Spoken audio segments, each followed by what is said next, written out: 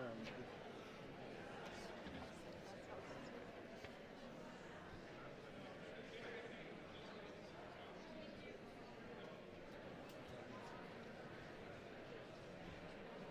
channel B? Yeah.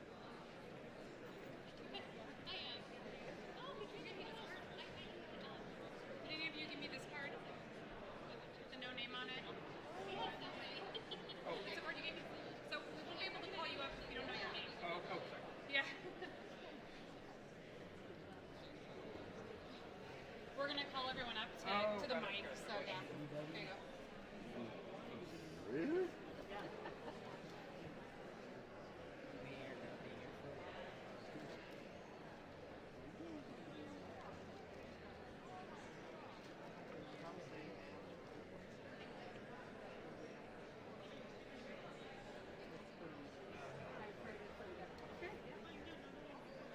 This is so weird having two heads.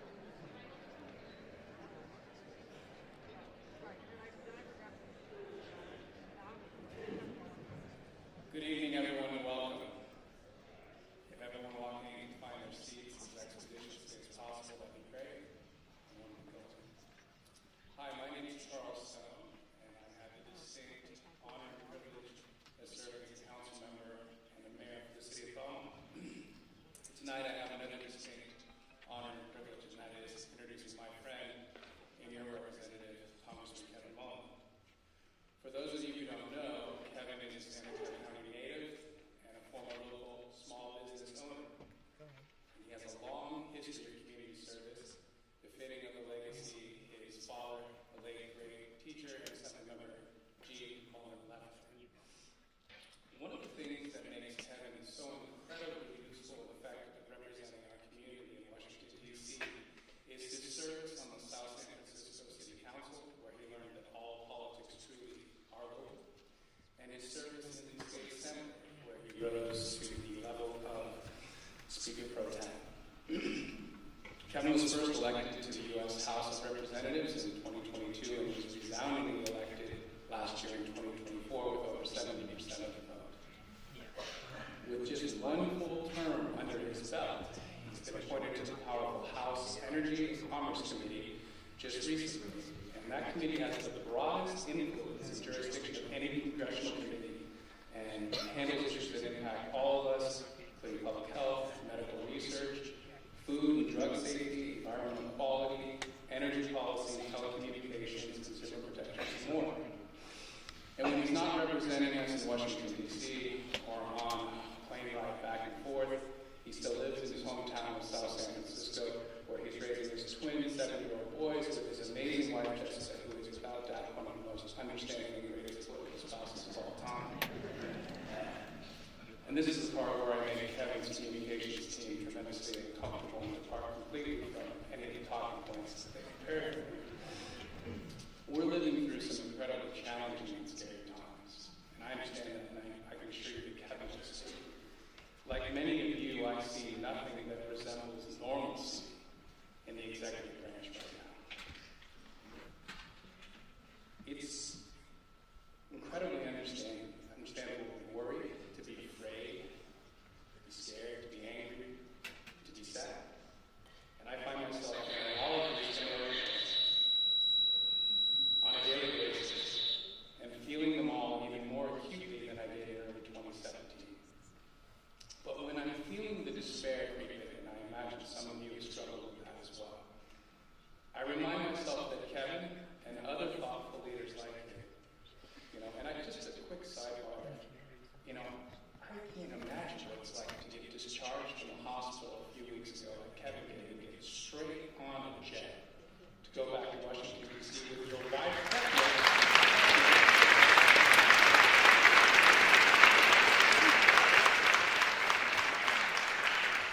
With your wife holding your ID bag so that you can cast an important vote on the budget. And since we're giving rounds of applause, let's give Jessica his wife one.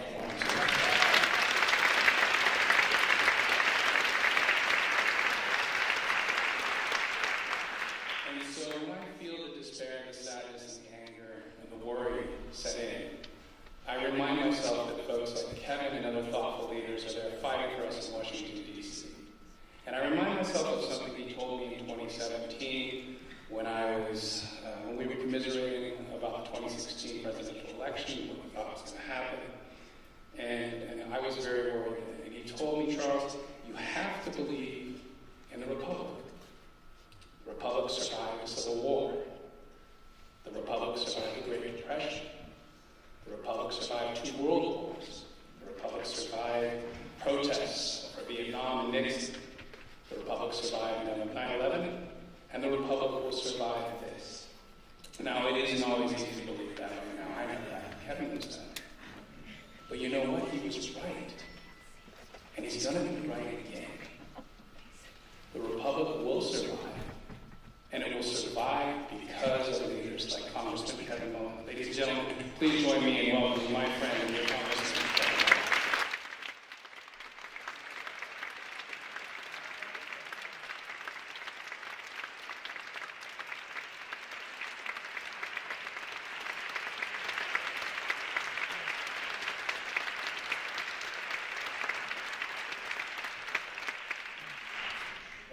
Put a lot of pressure on me. Thank you so much, Charles. A wonderful public servant for this community for many years. And what an honor to represent the city of Belmont in the House of Representatives. And you're going to be doing town halls across the county, across the 15th Congressional District, but pleased to have my first town hall in 2025 here in Belmont. So good evening, everyone, and thank you for joining me tonight.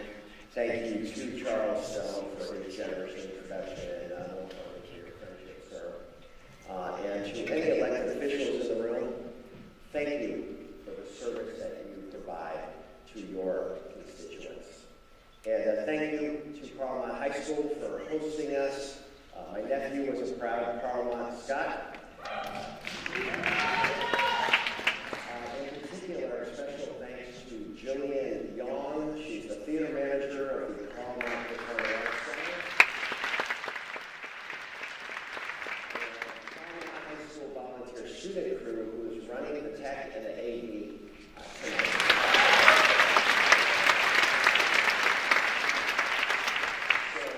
I was so very disappointed that I needed to cancel my last town hall. As Charles referenced, I was hospitalized for a nasty infection, or blood clot and infection too, following relatively routine surgery. So I'm excited to be holding my first town hall year here. A city I represented for 10 years in the California State Assembly and continue to proudly represent as your member of Congress. I want to thank everyone for being here, and to folks at home watching remotely. Our democracy literally depends on all of us staying engaged. I know a lot of you are here tonight or watching online because you are deeply concerned and worried by what's happening at the federal level, in particular the extreme actions being taken at the executive branch level and how it might impact us here at home. Make no mistake, we are witnessing an authoritarian assault on the federal government, one that is simply ignoring the Congress as a co-equal branch of government, and one that is illegal, unconstitutional, and immoral.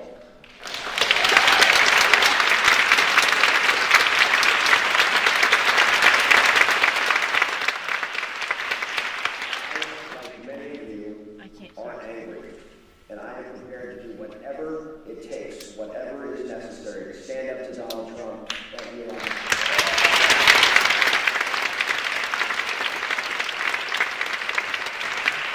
So I absolutely share those concerns of so many, and I promise we will engage on all of those issues this evening.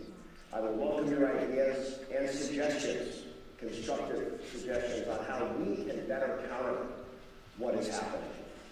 For those in the audience who would like to share a comment or ask a question, we've passed out cards for you to write down your name, the city where you live, and your comment or question. We have limited time tonight, but we will do our best to get to communications director, Samantha, will be calling the speakers by name, by their name in the city, and have them line up at the microphones. We have one right here in front of the stage, and there's another one on this side as well. We will have staff and volunteers who will be walking down the aisles, collecting speaker cards throughout the evening, so please just pass that over. If we don't get to your question or comment, we will acknowledge and respond to that comment or question in writing from my office. So please be assured you will all get a response. And this probably driving the staff a little crazy with that comment, but if you write it down, you're going to get a response. So please allow me, if you will, to give you a brief overview of my first term and what's ahead. I am deeply proud of my aforementioned staff, both in San Mateo and Capitol Hill, for their hard work that has resulted in over 75,000 responses to your letters, emails, and calls, over 3,000 constituent cases solved, and over $2 million returned to my constituents.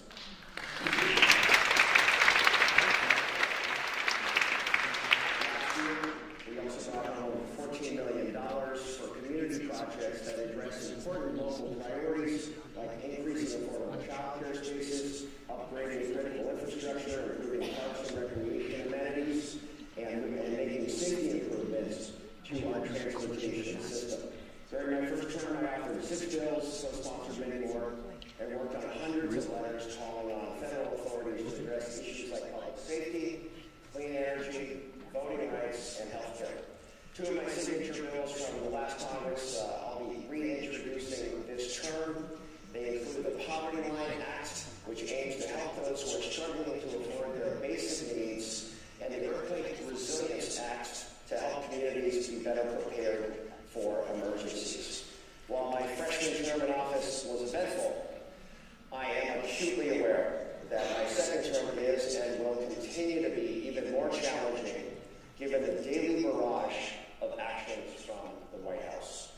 I've heard so many in my district, from so many in my district. A mother who is worried Trump's attempt to freeze federal funds would hurt a mental health program her child relies on. I've heard from residents angered by how Elon Musk is attempting to gain access to your Social Security data.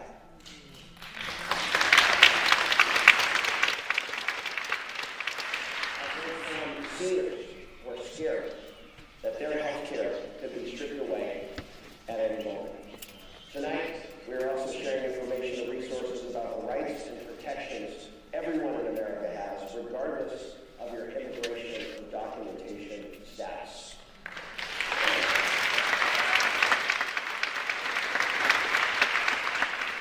President Trump and now Elon Musk's strategy, I believe, is to create chaos and overwhelm the nation, in part to distract us, really, from a declining stock market, a global trade war unnecessarily triggered by this president, a wholesale revision of America's foreign policy and global alliances, not to mention an ongoing affordability crisis for working families in this country trying to afford groceries, gas, and rent or mortgages, or an unexpected crisis that befalls their family. And we should all be concerned about the prospect of stagflation, high inflation combined with a stagnating economy with increasing job losses, exacerbated by the firing of federal employees. These executive actions also demonstrate an appalling lack of respect for the importance of the daily work that is done by our public servants at federal agencies.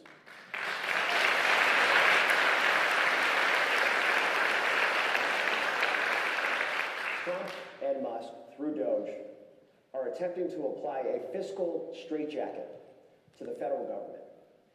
We've also seen unconstitutional efforts to simply circumvent the Congress, while our Republican Speaker, Mike Johnson, conveniently looks the other way. I am fully committed to protecting the critical services millions in our country rely upon every day, including Medicaid, which we know as Medi-Cal in California, Social Security, which Musk has called a Ponzi scheme, federal funding for cancer research, support for schools, our national parks, and environmental protection, to name a handful. Republicans are proposing $800 billion, with a B, $billion in cuts to Medicaid, or Medi-Cal as we know it, to create room in the budget for Trump tax cuts, in which corporations and billionaires like Elon Musk will benefit.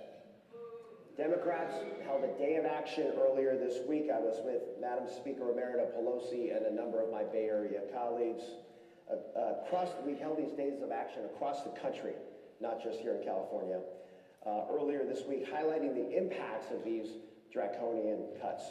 Those proposals are coming before the Energy and Commerce Committee, upon which I have been appointed. That committee has jurisdiction over health care. And let me assure you, I will fight like hell to preserve Medicaid.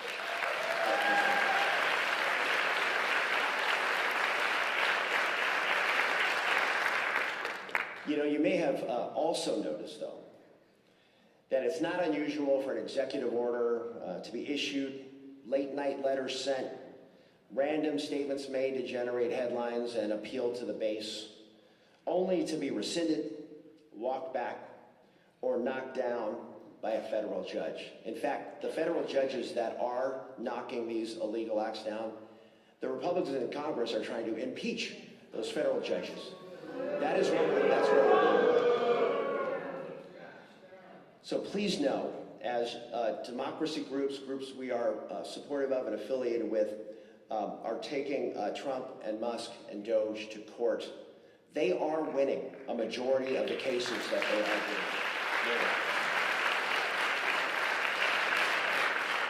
A very common question I get, and I'm sure I'll get it tonight, is what are you and other Democrats doing to stop this?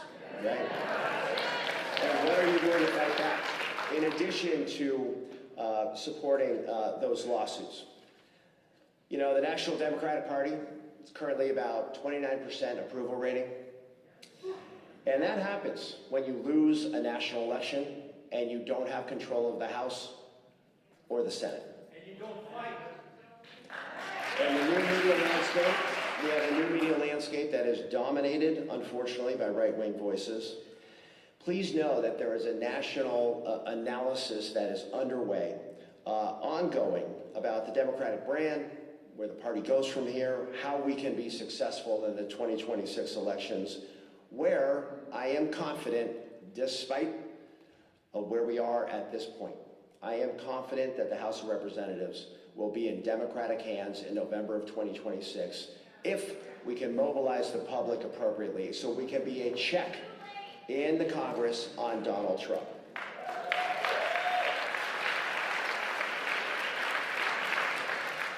So I have to be somewhat careful in my opinions in that regard, as this is a taxpayer-funded event and not a campaign event. I need to make that clear.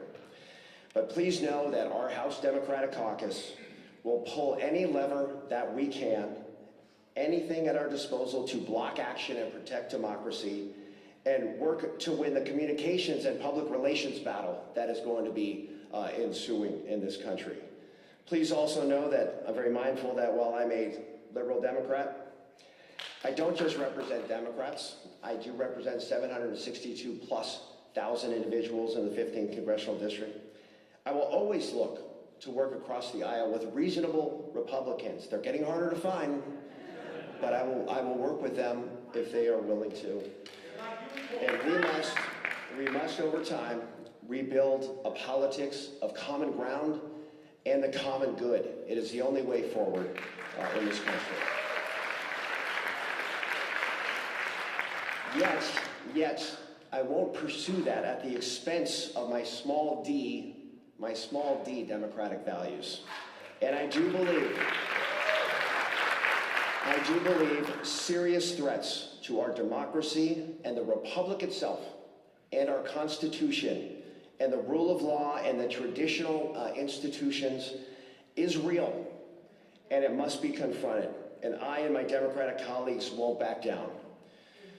And yet, this is made more challenging as trust itself in our institutions has been eroded. It's been undermined for a generation that predates Donald Trump. We must reform and rebuild trust in our institutions. And on fighting back, a major role of the Congress is the power of the purse. Trump's efforts to freeze congressionally approved federal funding is just one of the many ways he's totally violating our system. And because of the public reaction to that federal funding freeze, they had to back off. The public spoke. We pushed, but the public spoke, and they had to rescind that action.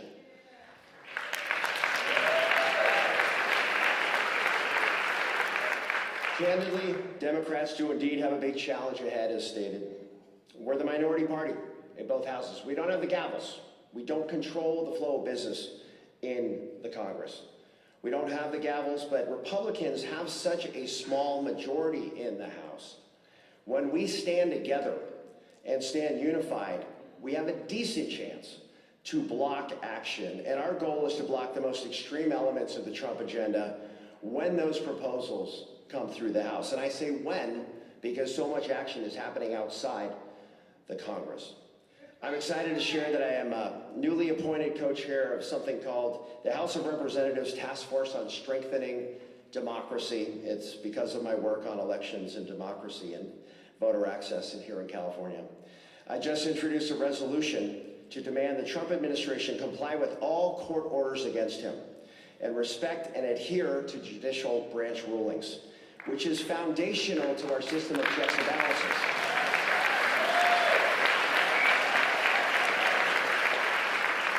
If the administration ignores those court orders, that is one big step closer to a full constitutional crisis.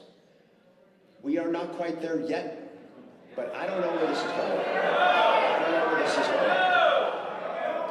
No, we are there.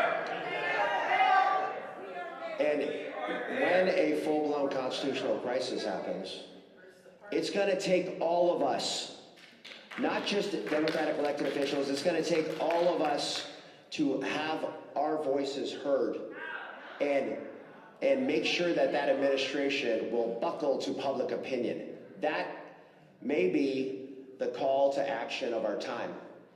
So stay tuned for that. To that regard, I co-sponsored a resolution in support of public education just today. Executive orders trying to gut the Department of Education. Multiple bills to address Musk and his Doge from violating our privacy, including the Taxpayer Data Protection Act that I've signed on to stop people without security clearances like Musk from accessing highly sensitive Treasury Department data. I've signed on to the Ending Doge Conflicts Act to require people like Musk to file financial disclosures about how he's benefiting from work in the Trump administration. I co-signed the Prevent Tariff Abuse Act, reasserting Congress's power to levy tariffs. And a resolution condemning the pardons of the violent January 6th insurrection riots. I've also sent numerous letters along with my Democratic colleagues to various federal agencies and the administration, reaffirming the importance of Medicaid, Social Security, USAID, the National Institute of Health's life-saving work, much of it happening here in the 15th Congressional District, to tackle Alzheimer's and cancer trials. Why would you cut that when real progress is being made on Alzheimer's that affects so many families in this country? It is nonsensical. Head Start child care programs, and many more vital services at home and across America that people rely on. On a very personal note, and Charles referenced this, last month I unexpectedly spent 10 days in the hospital while being treated for blood clot and 2 infections in my leg. My wife Jessica, who was with me this evening, was doubling as my IV nurse on the airplane. I went straight from a hospital bed to SFO and flew to vote no on the Republicans' harmful budget proposal. Unfortunately,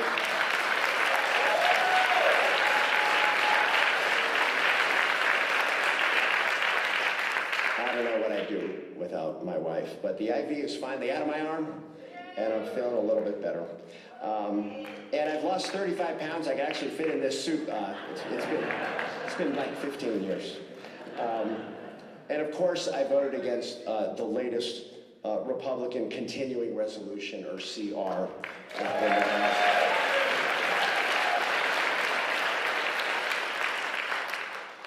No more blank checks for Trump and Musk. That is our guiding principle. So none of this work is possible without my incredible staff, and they are assembled around the room this evening. These individuals are working hard every day to answer the phones, many of you who have called, I'm sure, and respond to your concerns. They are working to assist individuals who have issues with federal agencies related to Social Security, Medicare, the VA, the IRS, and passports, just to name a few. I thank them for their hard work and their commitment to the constituents in my district. Please give them a round of applause.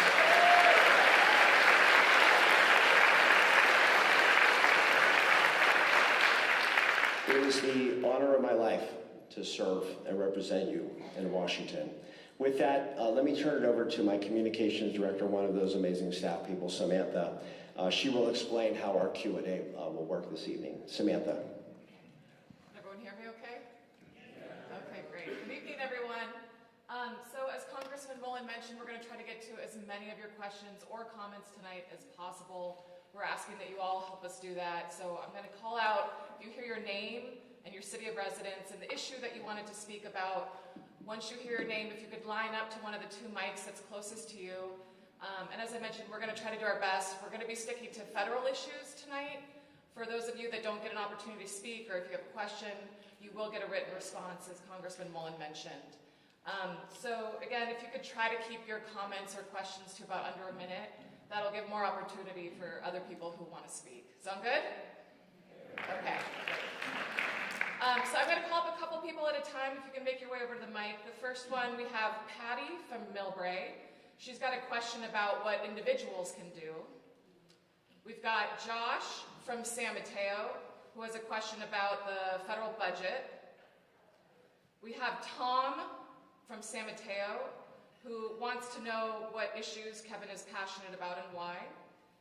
We have Jessica from San Mateo, who has a question about, or a comment about, the Department of Education. Jane from Belmont, who has a question about democratic unity. John from South San Francisco, who wants to talk about the separation of powers.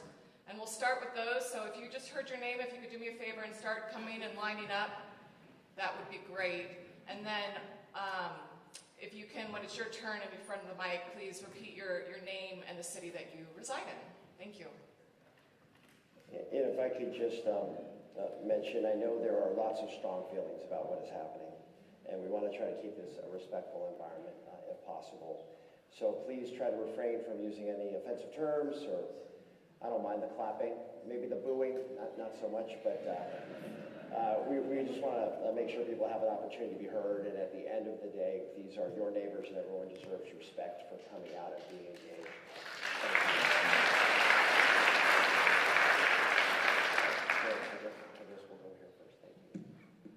Hi, my name is Jessica. Like you, I also have twin boys. I am a resident of San Mateo, and thank you for having me here today to speak. I hope you're recovering from your surgery as well. Back in 2004, I was hired by the Federal Department of Education in the Office for Civil Rights here in San Francisco as a civil rights attorney, and have been proudly employed. I'm going to cry now.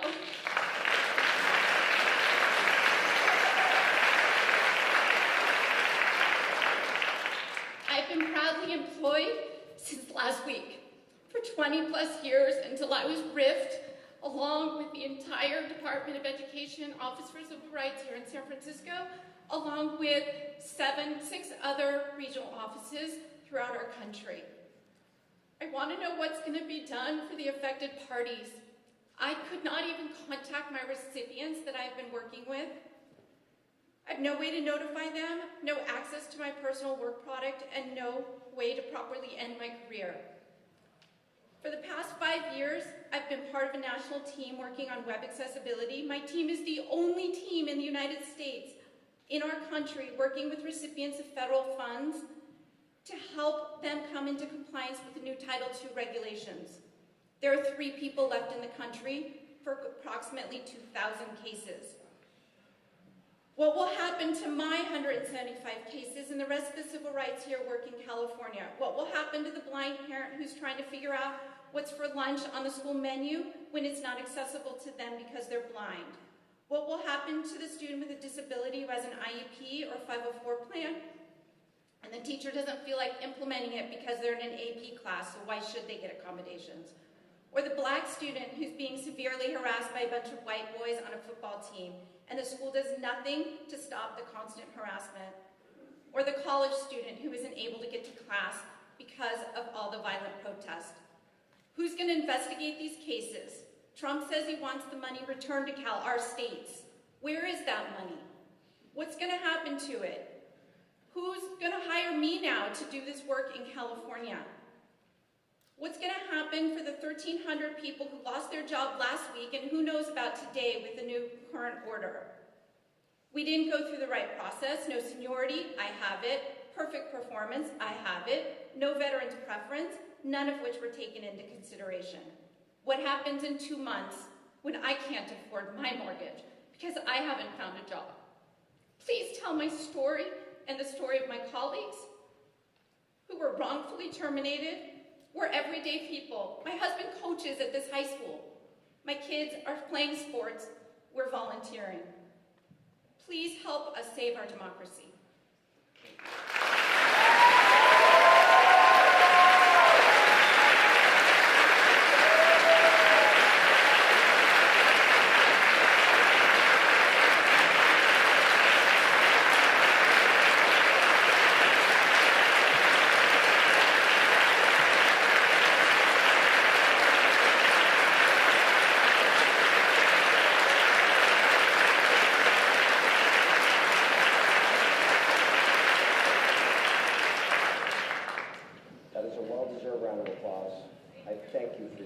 Service.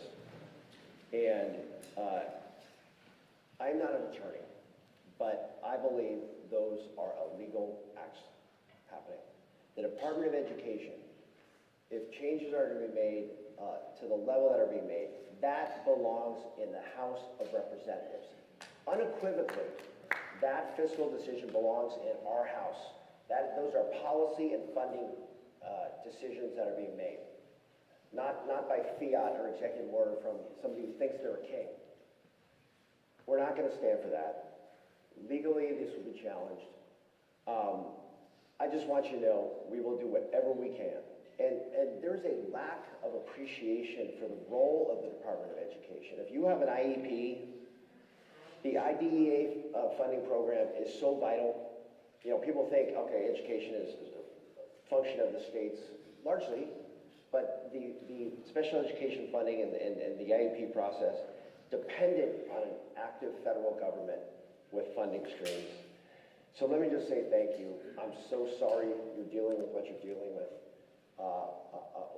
I want to see you reinstated and your colleagues, and we in the Congress will fight. And we're going to put pressure on Republicans in purple seats who, make no mistake, they are going to have to live with the repercussions of the decisions that are being made by the executive.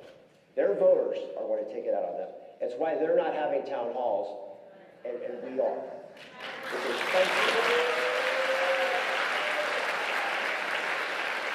It is a central function of a Congress member to engage with their constituents. They are hiding because they know that when the full measure of impact is felt by their constituents with these acts, they're going to get tossed out of office. So we're going to keep fighting. Thank you. Let's go here. Hello. My name is Patty, and I'm from Millbrae. I have a basic question, and that is, what can an average, everyday citizen do to help defend, protect, and support our democracy? Right.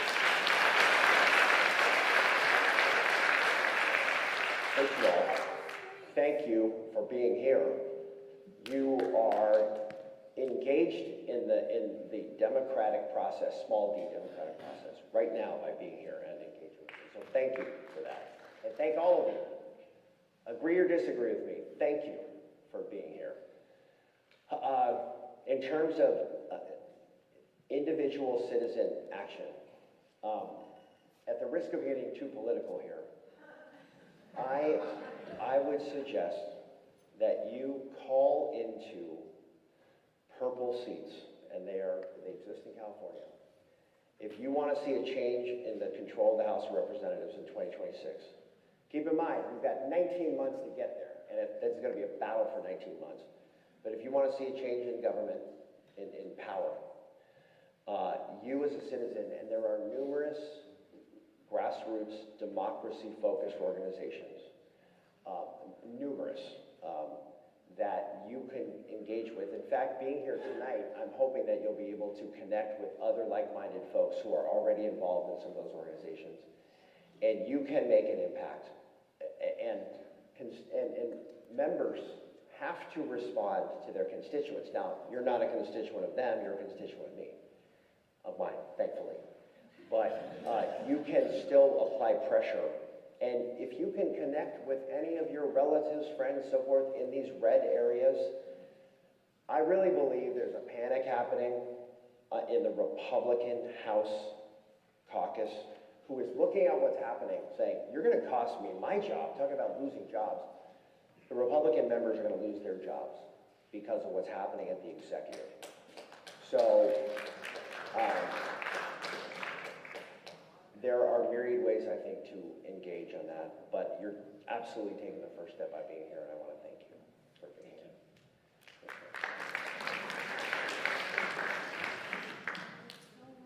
Hi, Kevin. I should back up. I'm going to scoot away from this speaker. There we go. Josh from San Mateo. I have maybe a technical question. So 2020, the shoe was on the other foot. The Democrats had control of all three houses and the executive, or both houses and the executive. And with that, they did some amazing things. They got us out of COVID. They undid a lot of the damage of the prior 4 years. And now we are where we are today. My personal fear is the damage that will be done through the budget reconciliation process. The Democrats did a great job in 2021 when it was their turn. My father retired.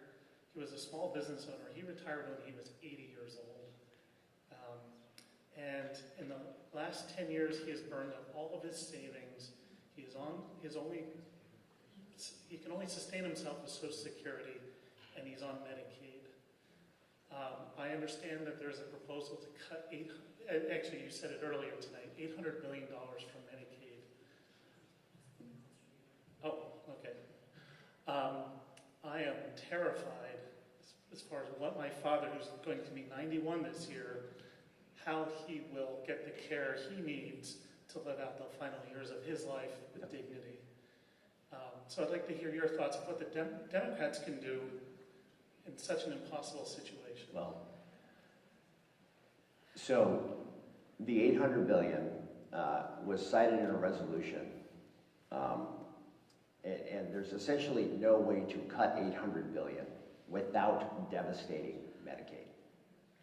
Now, that is just a proposal under the auspices, the guise of waste, fraud, and abuse, which is ludicrous, because in no way, shape, or form is there anywhere close to that level of waste, fraud, and abuse. Look, I'm all for inspectors general going in and finding waste, fraud, and abuse. Unfortunately, he fired the people designed and trained to find waste, fraud, and abuse. So those cuts, those proposals are coming to my committee. We are in the minority. But we have an opportunity to raise the awareness of what is happening and make it very, very painful politically for our Republican colleagues. because this is the most stark policy choice that is being made. We're going to slash programs for the poor and the disabled. In community clinics and rural hospitals and in red districts, these members have huge Medi-Cal populations, Medicaid in other states. They are, they're going to take those actions and make those cuts to their detriment because their voters will rise up. But this choice is we're going to clear space so we can continue tax cuts for corporations and billionaires. That is what is happening. You can draw a direct line from the $800 billion to what they want to do with the extension of the Trump tax cuts.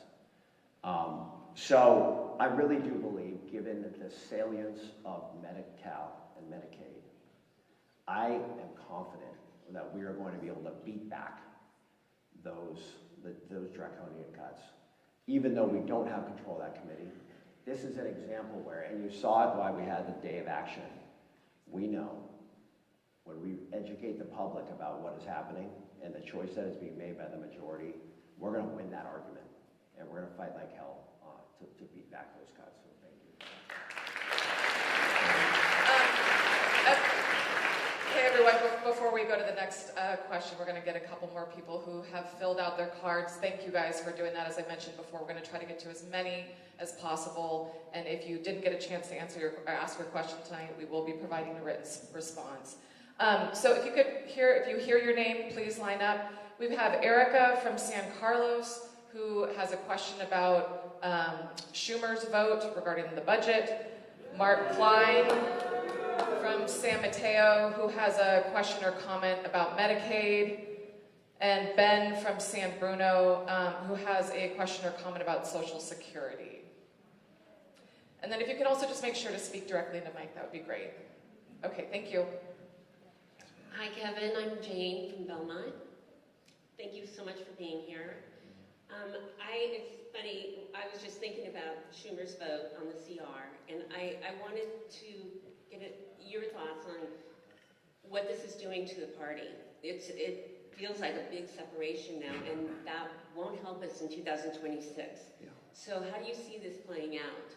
And also, kind of a caveat, in spite of everything going on right now with the administration, what can Democrats do to put forward really positive, good legislation? Yeah.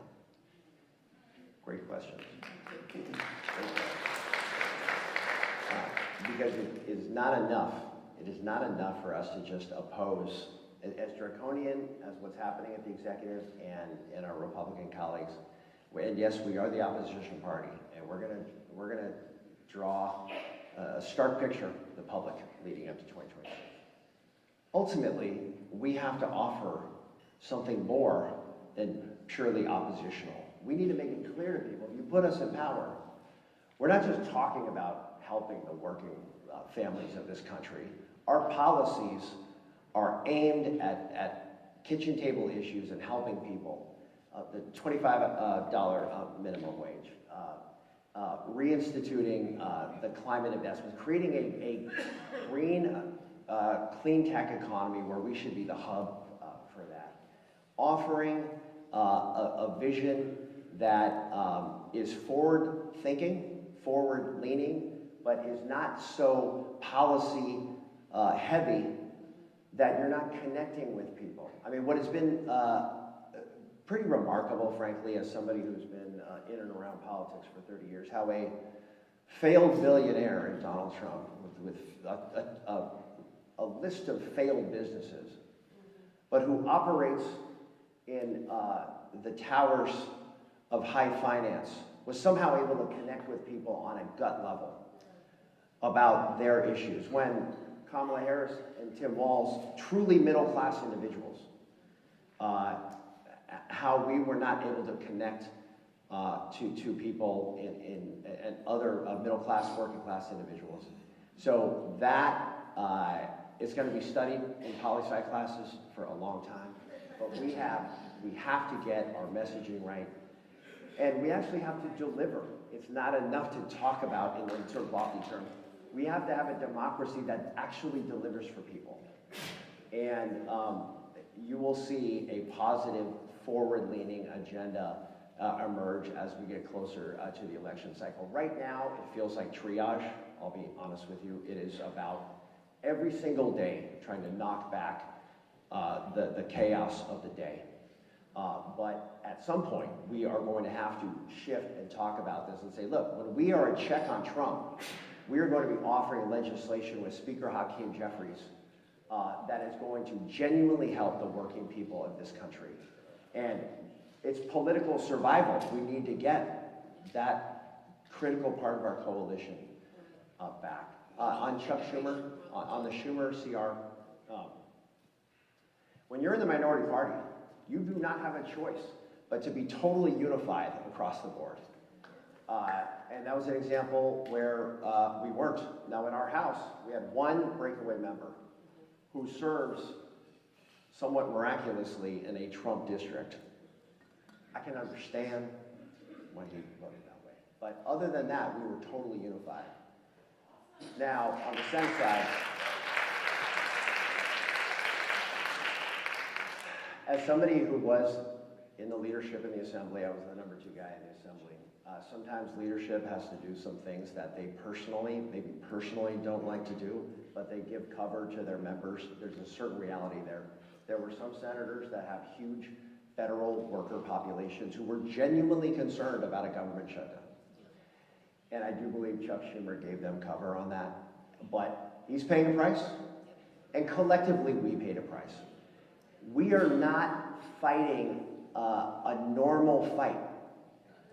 This is, and I like to look at sort of history. Hey, the pendulum will swing back. I could give you the elections in history where I could demonstrate, hey, that pendulum's going to swing back and we're going to take control. The challenge is we have not faced this kind of a threat. Certainly in my lifetime, maybe never in our history. So we have to adjust our fighting methods to the fight that is in front of us, not fights that happened 10 years ago. We have to fight this fight now. What I would say is, I don't want to go down the road of, hey, let's build a social media empire based on misinformation and disinformation and hate and anger. I don't want us to go that route. But we need to understand we're on the right side of history. We need to build a media ecosystem that can combat the BS and the misinformation that is coming from the right. We have a responsibility to build that. And I'm going to do whatever I can to help us build that machine to combat what is coming at us. And it's not going to stop today.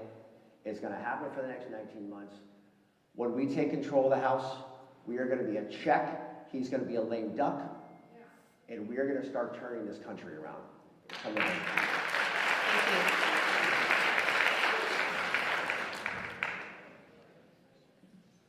Hi, my name is John. Sorry, I can't stop. I also have a knee surgery coming up, so. My question was regarding, you mentioned you're putting pressure on purple seats, and I was curious, like, what steps are being taken in Congress to get those seats on board with Democratic policy and bills?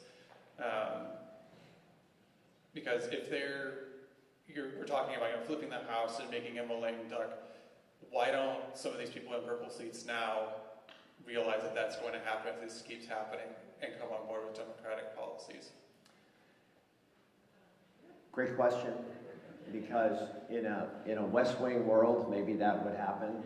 I wish that would happen. And to some degree,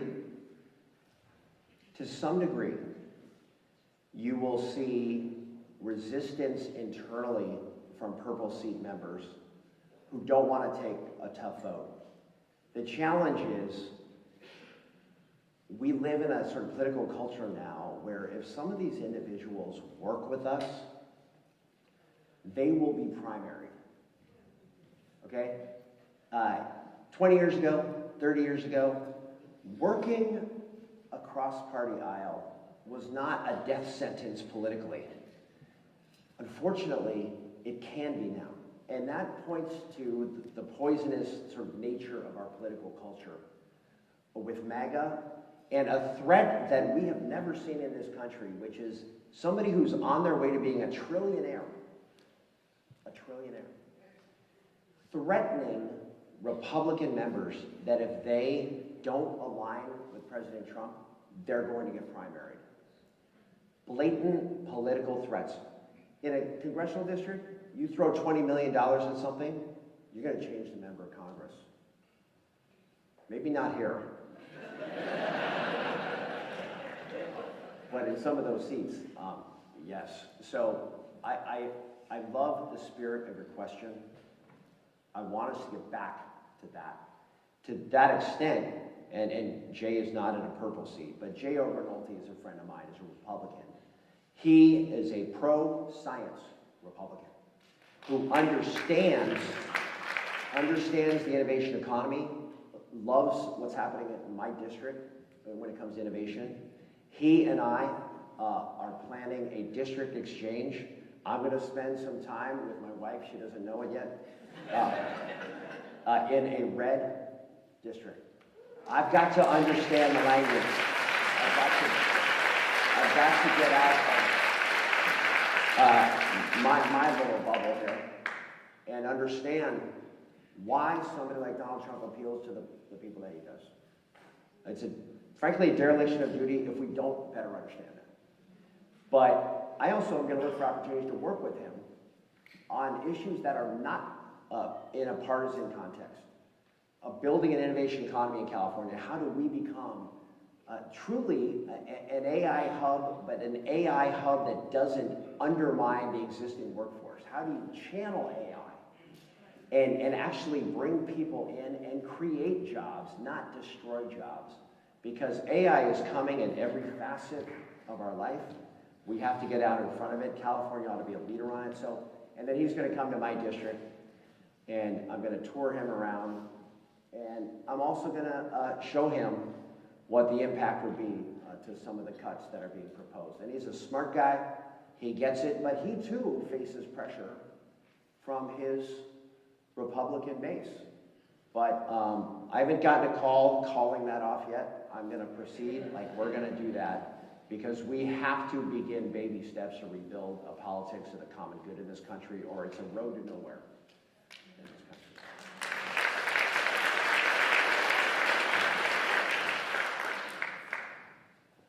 Hey, my name is Erica. I'm from San Carlos. This is my high school, so everybody's CMOT, you know.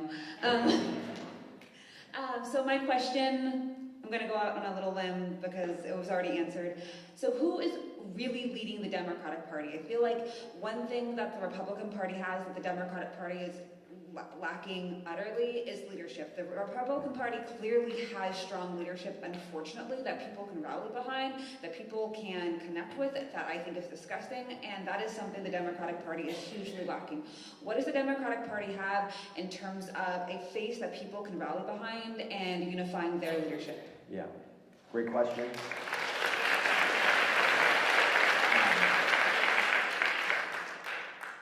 When you have the presidency, you have a megaphone. Elon Musk as a celebrity, the media is like moss to a flame on this, right? So we're in an opposition stance. We don't have a president. We have ex-presidents who've been awfully quiet.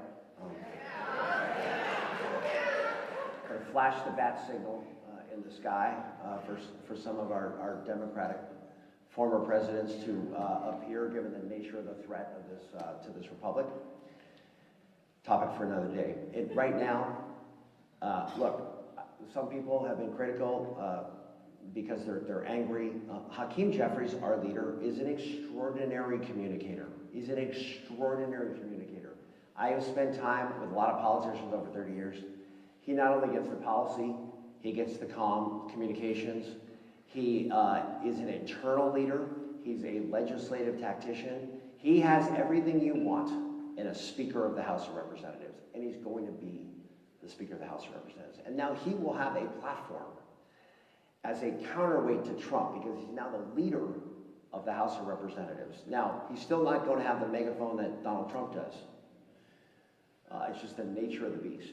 But he is going to be articulating a counterweight to... But with all of the leverage that the Democratic Party can have with social media, why isn't the Democratic Party figuring out how to leverage it in a way that communicates and people have access to it? So, it's a huge issue, right? And I welcome ideas on how we can build listenership on podcasts. Have you seen the graph on the actual numbers when it comes to right-wing podcasts versus That's not liberal connecting them. podcasts? To be honest with you, you have to connect with people. You have to get people to interact. Like, why aren't people leveraging this?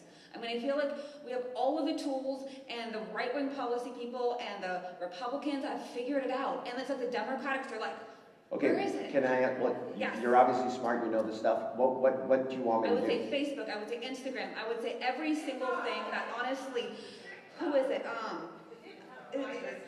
So yeah, all of that, okay, I'm trying to blank on the name. Leader, to tell us what to do, to say what they're doing, like a leadership. Okay, we're going to try to keep this All right, I'm sorry. organized with the But also with the microphones. face I appreciate behind the the passion.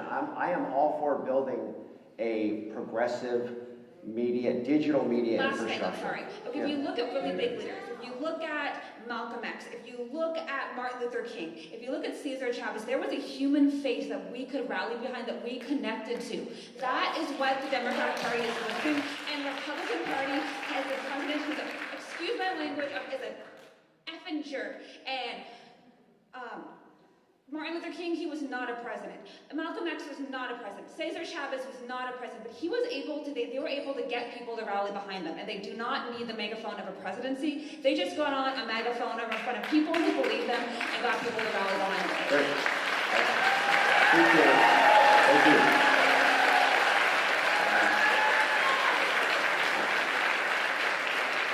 I think I certainly hope citizen leaders of progressive movements around the country emerge and people can rally behind those individuals. I would love nothing more, because we can't do it alone in the Congress. It's going to take citizen action, mass mobilization, and you will have certain leaders emerge, but in my way of thinking, it's fine to build up idols out there. We all need to take action. Each one of us individually needs to take action. But thank you for the comment. I would love nothing more than for the Democrats to be dominating social media, and all of our members are all over social media all the time.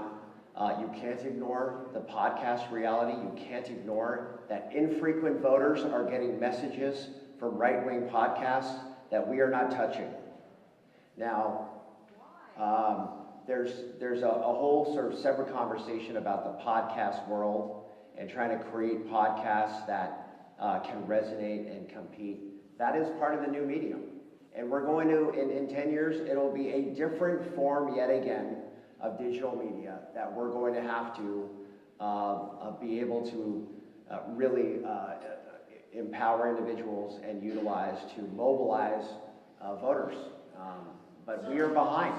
We're So behind I'm going to use this opportunity for a Sir, shameless I'm going to ask plug. you, we're not going to have outbursts. Can you, if you want to submit Sir, a card, please submit a card. We really want to make sure Please that submit a we're card. giving everybody an opportunity who's tried to participate in a respectful way. Out Thank of you. respect for these individuals, yes, sir. Yeah, I hate to bring up a fight, and it's a good one. Good evening. I'm Tom from San Mateo. I think your word triage was very well chosen. The fire that we're hearing here is because most of us are here like I am, being pretty much overwhelmed every day by the breadth and the depth of where we are going. But as a retired educator, we confer degrees by taking one class at a time. Wars are won a battle at a time. So I'd like to ask you, is there one or two issues that you personally feel very passionate about, and why, and what have you and what are you doing to promote those? Well, I mentioned the Poverty Line Act. The poverty line was set in 1960 based on food costs. It's still the baseline for measuring poverty in this country. It is a Great Society era calculation.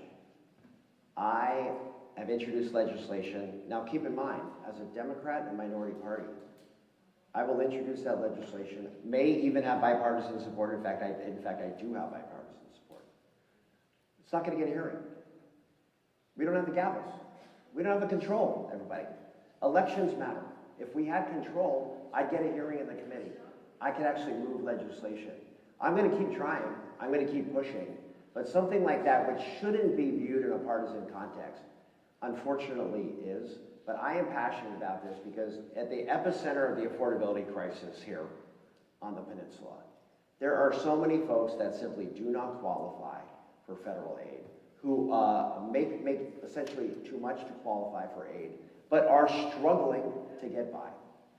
And I am passionate about that. This is going to be, honestly, it is going to be a multi-year, multifaceted effort on my part to make this change.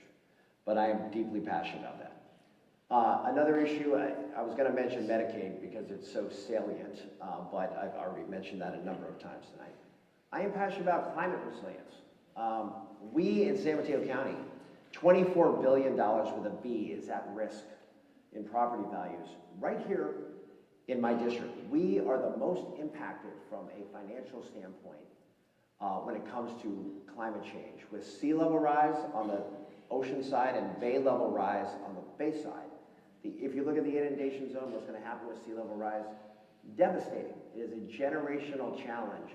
I, as a member of the Energy and Commerce Committee, where a bunch of these climate issues are going to go, I want to exert leadership. So when we take the House, when we take power, we're actually going to restore the IRA and the $400 billion investment by President Biden, the largest investment in climate policy ever, that has now been gutted by a Republican House. I am going to do whatever I can on those two issues. And look, I got into politics because of voting and elections and democracy. I'm passionate about it. When we take the House, we are going to put forth, it's the old version was H.R. 1. It's essentially a number of democratic reforms that we put into place here in California to make access to the ballot universal, lower the barriers, deal with gerrymandering, which is a devastating impact state by state, and put power back in the hands of voters, right? Can't have politicians selecting who is going to be voting for them.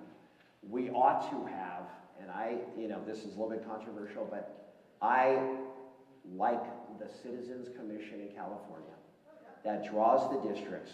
It's not perfect, but it's not politicians drawing districts. It's an independent committee, and believe me, people have tried to influence it, and they can't, because it's insulated from politics. They're looking at demographics and population moves, and they draw the districts. We need that in all 50 states to actually level the playing field, because gerrymandering has been a devastating impact on democracy. So you asked for two, I give you three.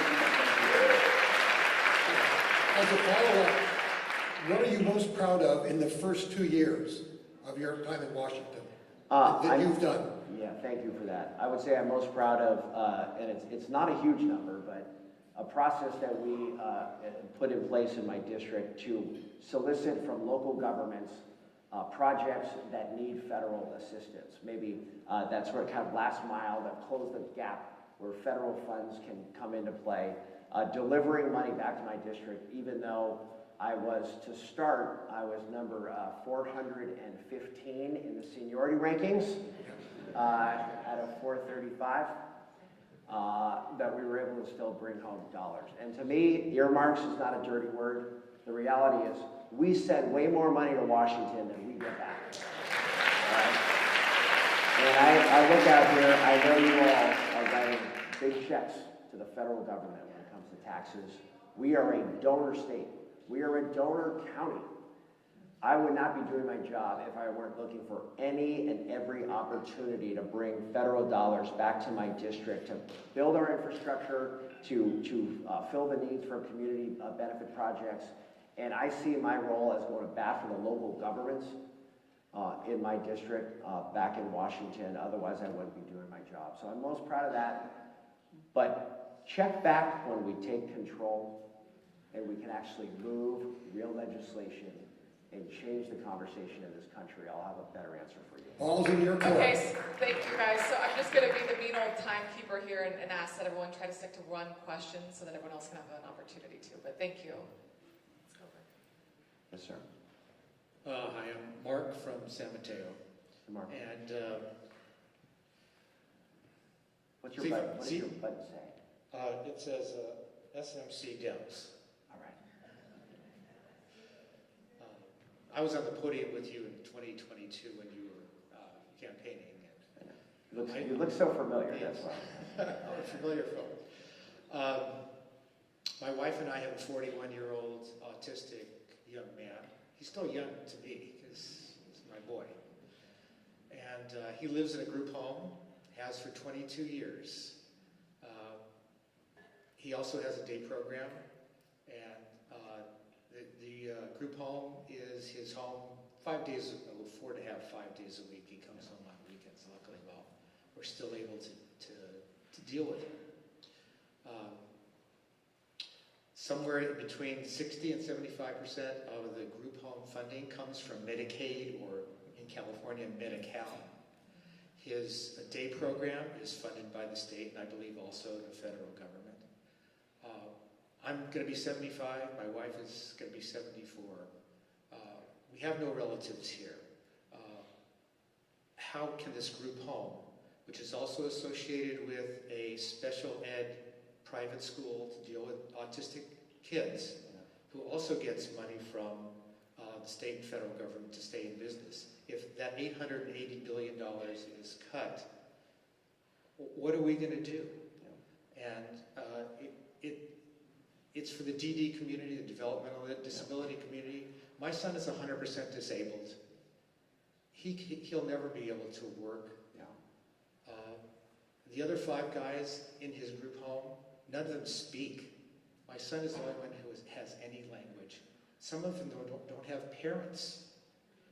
This has to be brought to the attention of the public. Yes. And that's where, Yes. hopefully, politicians like yourself can bring that to the public, that it's going to be devastating. What's going to happen to the people? And these rights were fought for in the 60s and the 70s to get funding for these children and these adults who have nothing. First of all, God bless you.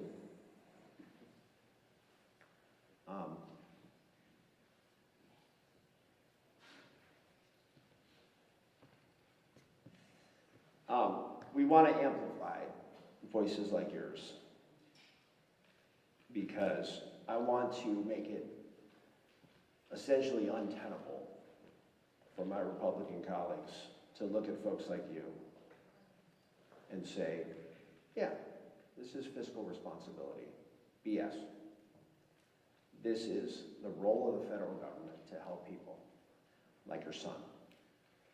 And I want to be armed with stories like yours so we can win this fight and win this argument in my committee. So thank you for that. Just know I'll be thinking about you when I'm speaking on the dais against these cuts. Thank you. Thank you.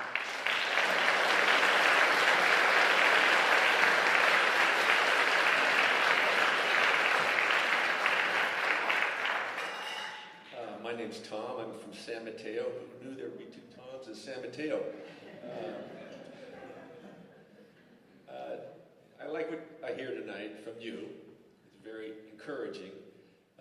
But what I see on TV is a lot of hand-wringing from the Democrats. When Obama first got into office, and he had the House and the Senate, and the Republicans, they went on the attack. Yep. They were unrelenting. And I don't see any of that from this side.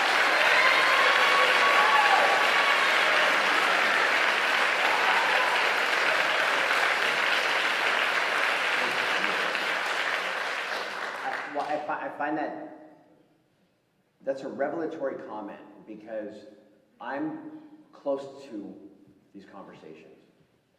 And we're doing anything and everything we can to fight and call it out publicly. The fact that it's not getting through and doesn't match the heat level of that 2009, 2010 is an important comment. It's important for me to hear that. But continue with, I've got a few other thoughts on it. So and I'm not media savvy, I just watch TV, a couple of podcasts, but back in the day, in those days, on regular, everyday television, you'd see a Republican attacking, all the stuff that they were doing, and they were trying to do some good stuff. So, again, the response is just not there. I just don't see it. I don't really see the real leadership coming from what the House and the Senate. Even though you're the minority, you do have a voice, and that voice should be heard way more than it is right now. I'd love to get on CNN and MSNBC. I would love to get on those channels. We attempt it. I'm a junior Congress member, and I think there's a desire to bring some of my more sort of attention-getting colleagues onto those channels.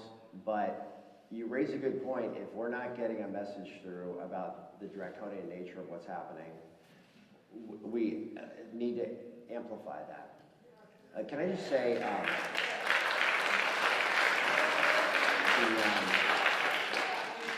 you mentioned thank you. Thank you. You mentioned the Obama era, and just, if you'll indulge me, because I'm trying to kind of capture, make sense of where we are politically in this, overheated kind of environment where we're dealing with an unhinged president. But you sort of look historically, 2004, we lost, even after the Iraq War debacle, John Kerry wasn't able to beat George W. Bush. And that was a pretty devastating election. But it set the stage. 2 years later, Nancy Pelosi becomes the first woman speaker of the House, who, by the way, is a titan who I have the honor of serving with and learning with on our flights back and forth across this country. And what an honor it is to serve with her. But that set the stage then for a transformational, generational figure in Barack Obama in 2008.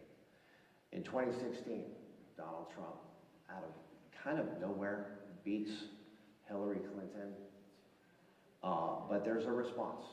And in 2018, Madam Speaker reclaims the gavel in 2018, which then sets the stage for a Joe Biden presidency.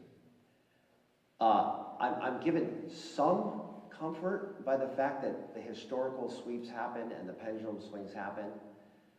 The challenge is, I don't think we can look to those historical models because of the changing nature of the media, how people get their information, and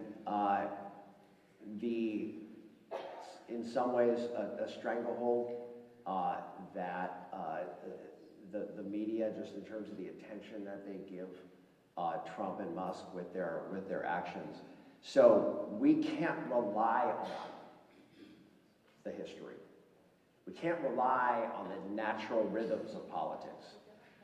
We are fighting a battle that we haven't fought before, and there is not a great handbook for this. So I am looking at my constituents saying, ideas, suggestions, specifically how I could be more vocal and be more effective. I welcome it all. I welcome it all because we don't have a choice but to develop a game plan for 2025 in 2026 that matches the reality of what we're dealing with. So thank you for your comment. Thank you. Nobody over here, so we're going to stay. Yeah, sorry, because I know we're running out of time, and I really want to try to make sure we get to as many folks as possible, especially those of you who've been so patient and filled out a card. So if we could have some folks line up at the other mic. I have Tasha from Foster City with a question or comment about elections, and then Renee from San Bruno, who had a question about vulnerable Republicans. And then just a reminder, if you could please state your first name and the city that you are from.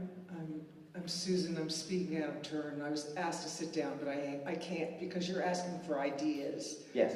And I think I can boil it down to one thing, is that the Republicans have one very simple thing that they stand under, MAGA. Who knows what that means, but it sounds good and everybody can repeat it. Yeah. The Democrats have a million different things that they talk about, but it's all very heady. Yeah. If we have to get angry, and we have to make it known, and we have to speak in a way that is not, we can't wait till 2026 because we may not have a country by 2026. We have to talk.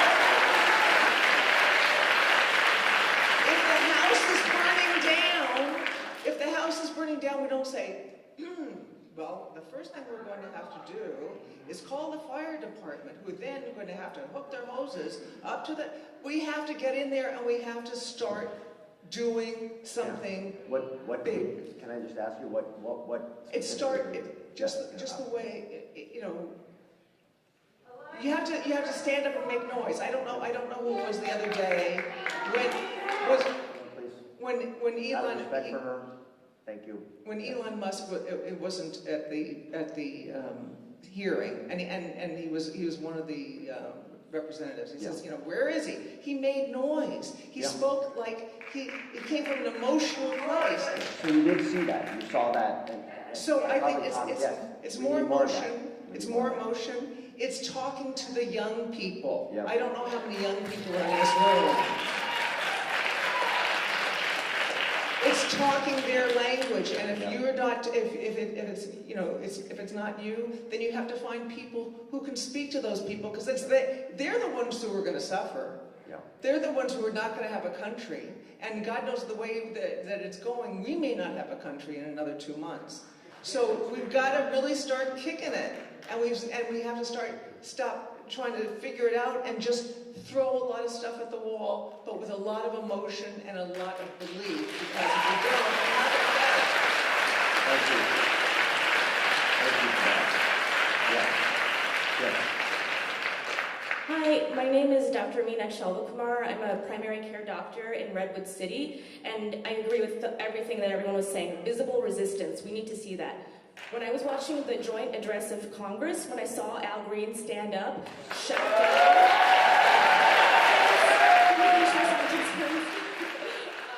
when I saw him shout people down, all 400 of you guys, every 2 minutes, if each of you had stood up at each line, he wouldn't have been able to get through that speech. You mentioned that Republicans are avoiding this. You bring this to him anytime he addresses you guys. So he can't make a speech. He can't run away from the opposition.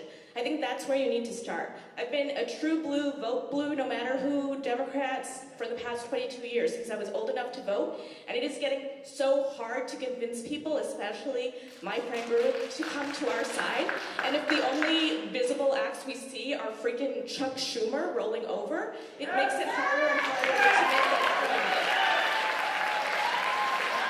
So visible resistance. Don't let Trump ever finish a sentence. Al Green our way through this. In addition.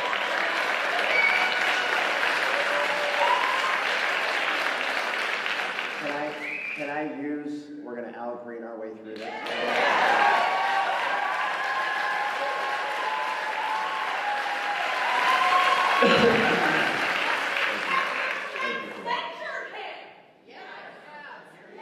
But more Democrats. You guys were being so good. You guys were being so good for so long. We're gonna try to keep the outbursts to a minimum. I want to hear from all of you. If you fill out cards, we will absolutely respond to everything. Well, let's try to keep the outbursts to a minimum. Do you have anything more, ma'am? Well, I just want to know if this resonates with you, if this feels like something that you can What do. you're saying certainly resonates with me. And what you feel like you can do, because I wanted to see you up and making noise at that joint address too.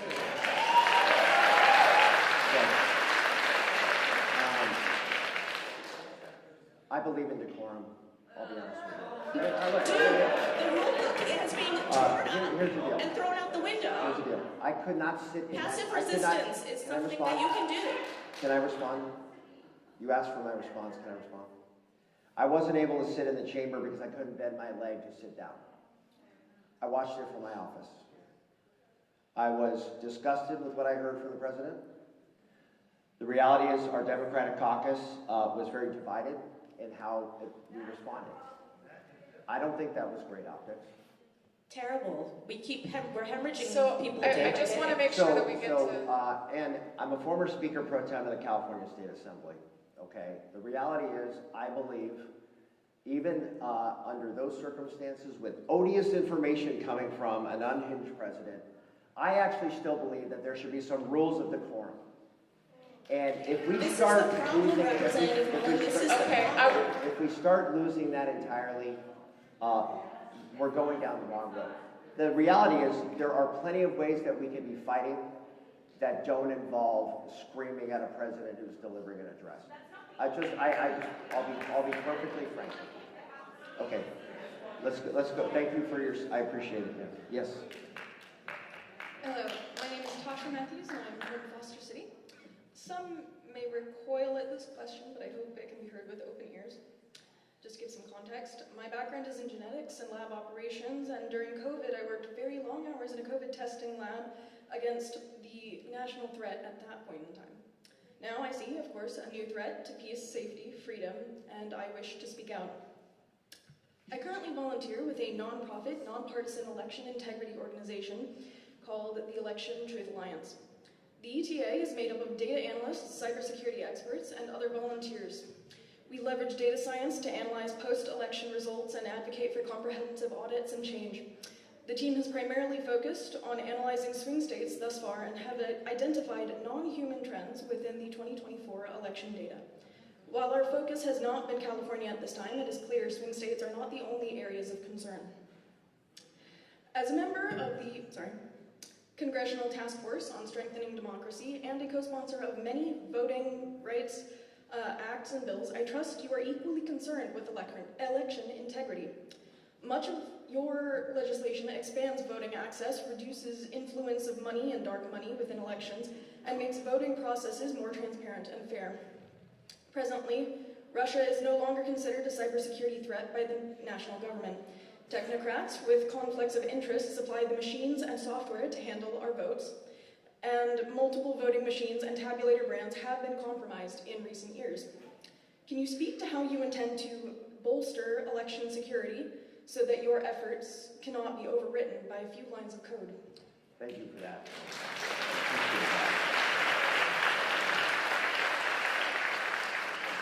Can you make sure my staff has your information? Absolutely. Because I want to have the benefit of everything that you say. And I want to share that with my task force. Of course. And there was a letter from elections officials around the country decrying some cuts to essentially what is the federal cybersecurity protection program. Yes. So you want to talk about protecting our democracy. There are bad actors that President Trump seems to think is our ally. He is not. Russia is not. And you are fooling yourself if you don't think there are international bad actors who want to influence our elections. You are kidding yourself if you don't think that. And I actually received briefings on intelligence matters. I take this very seriously, so thank you for your work. Please communicate that to my staff. And that is one element that I'm going to fight for to protect, from the federal side, protect the integrity of our elections across this country. The Secretaries of State in America are calling on us to do that, and I'm going to work that issue. So thank you. Okay, everyone, we have time for just one last question. I know this gentleman over here has been waiting really patiently, Ben. so this will be the last How are you, one. sir? Thank you. I'm doing well. Good to see you, Congress. Thank you so much for having this town hall and educating us to what you see in Washington. As you know, I work at Center for Independence of Individuals with Disabilities. Thank you for that good work. Many of our consumers rely on Social Security. In the recent weeks, we've seen a push to reduce staff members in Social Security offices, eliminate telephone and email, website help with Social Security. Yeah. What steps can Congress take to push back on these limitations for Social Security delivery?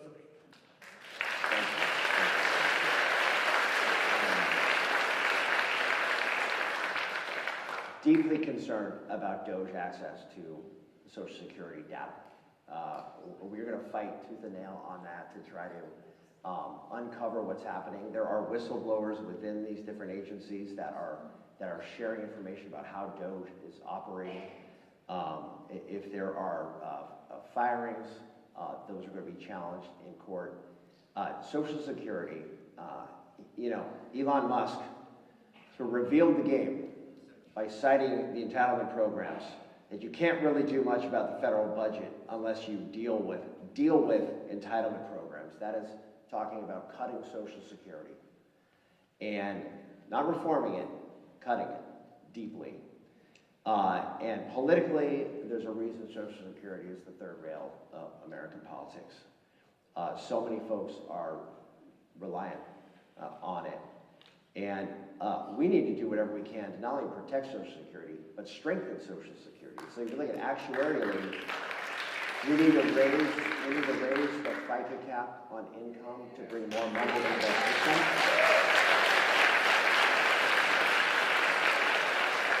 We need to stop $4 trillion worth of tax cuts. So when you're talking about the weight of entitlements on the federal budget, we're going to slash taxes unnecessarily on corporations and billionaires. There are things that you can do with Social Security because of the magnitude of the program, the heft of the program. You can make relatively minor adjustments on the level of income coming into the program to extend the life of that program. Democrats will fight like hell to protect your Social Security and your Medicare and your entitlements. Please know that. I will also say, since we're just talking about the federal budget, and this, I don't know how popular this will be in this room, but we have a generational responsibility to not foist the deficit and the debt on our children and our grandchildren. The reality is you have a certain percentage of the federal budget devoted to interest on the debt. Now, what got us in that mess?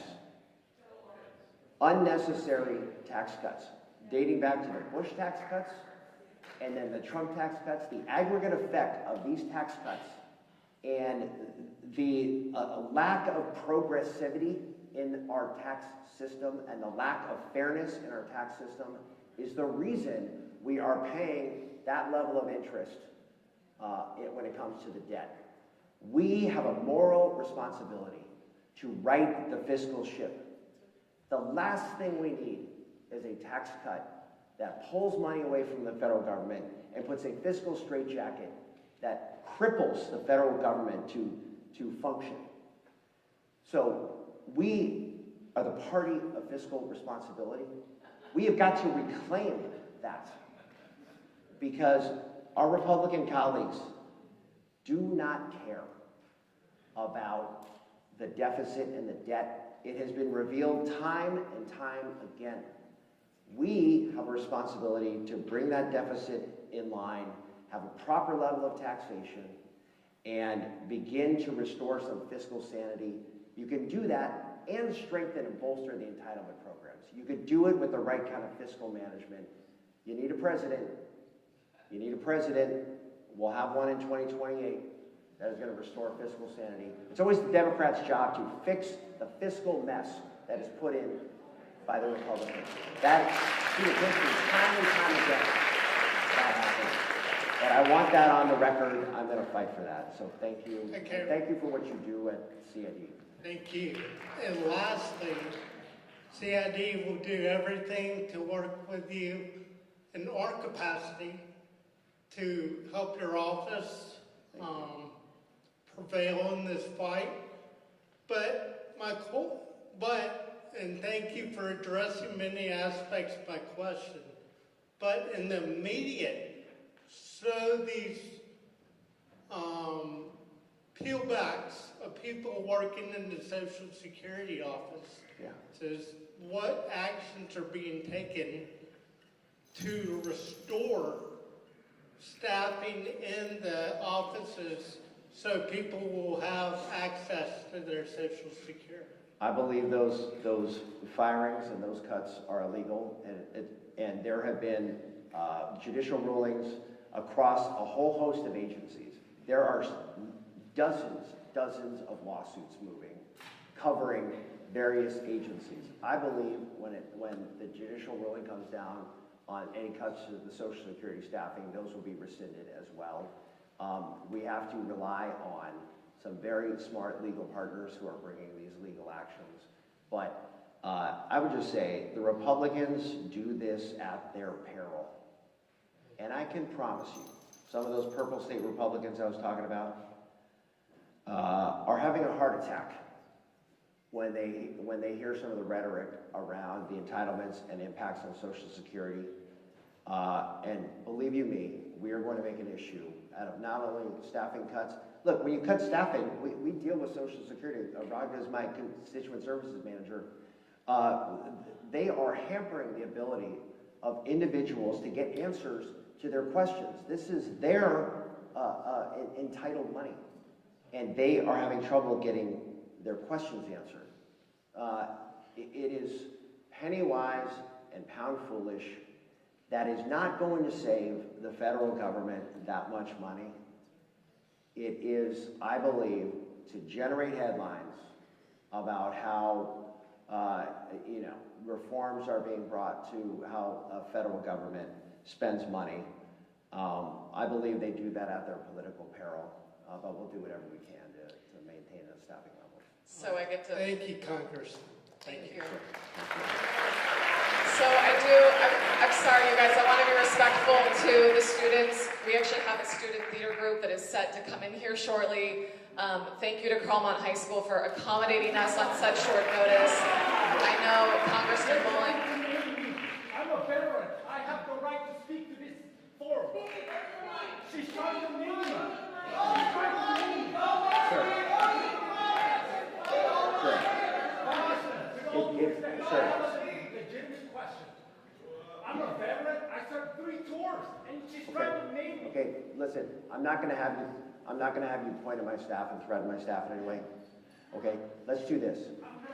If you give my staff your information, I will put it. So I'm offering an opportunity now. Thank you. I deserve to be heard. I'm grateful for your service. I am grateful for your service. I'm grateful for your service. This is our veterans. So as we mentioned